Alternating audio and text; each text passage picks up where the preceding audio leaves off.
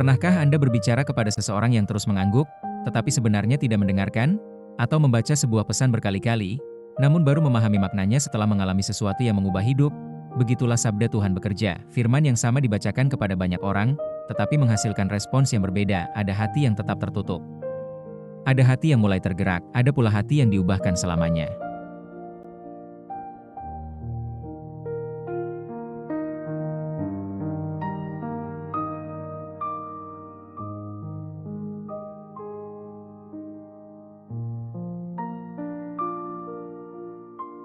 Hari ini Yesus menjelaskan mengapa hal itu terjadi. Rahasianya bukan terletak pada jelas atau tidaknya pesannya, melainkan pada kesiapan hati orang yang mendengarnya.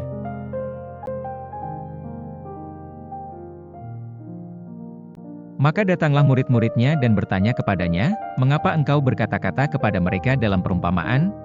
Jawab Yesus, "Kepadamu diberi karunia untuk mengetahui rahasia kerajaan sorga, tetapi kepada mereka tidak.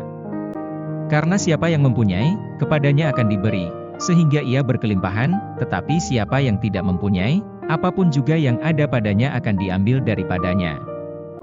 Itulah sebabnya aku berkata-kata dalam perumpamaan kepada mereka, karena sekalipun melihat, mereka tidak melihat dan sekalipun mendengar, mereka tidak mendengar dan tidak mengerti.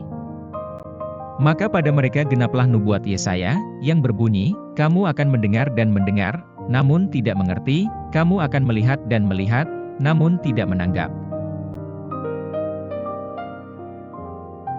Sebab hati bangsa ini telah menebal, dan telinganya berat mendengar, dan matanya melekat tertutup, supaya jangan mereka melihat dengan matanya dan mendengar dengan telinganya dan mengerti dengan hatinya, lalu berbalik sehingga aku menyembuhkan mereka.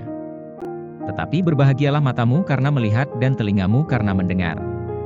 Sebab aku berkata kepadamu, sesungguhnya banyak nabi dan orang benar ingin melihat apa yang kamu lihat, tetapi tidak melihatnya, dan ingin mendengar apa yang kamu dengar, tetapi tidak mendengarnya.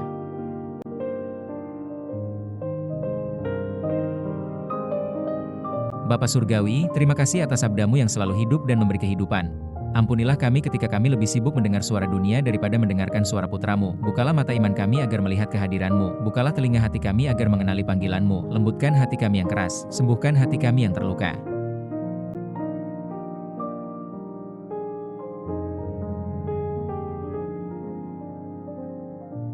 Bentuklah kami menjadi murid-murid yang bukan hanya mendengar sabda, tetapi juga melaksanakannya dengan kasih. Semoga Roh Kudus menuntun kami setiap hari agar semakin serupa dengan Yesus Kristus.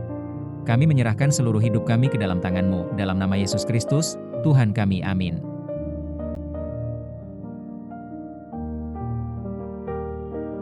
Mukjizat terbesar bukanlah ketika mata melihat lebih banyak, melainkan ketika hati akhirnya terbuka untuk mengenali Kristus yang selama ini berjalan bersama kita.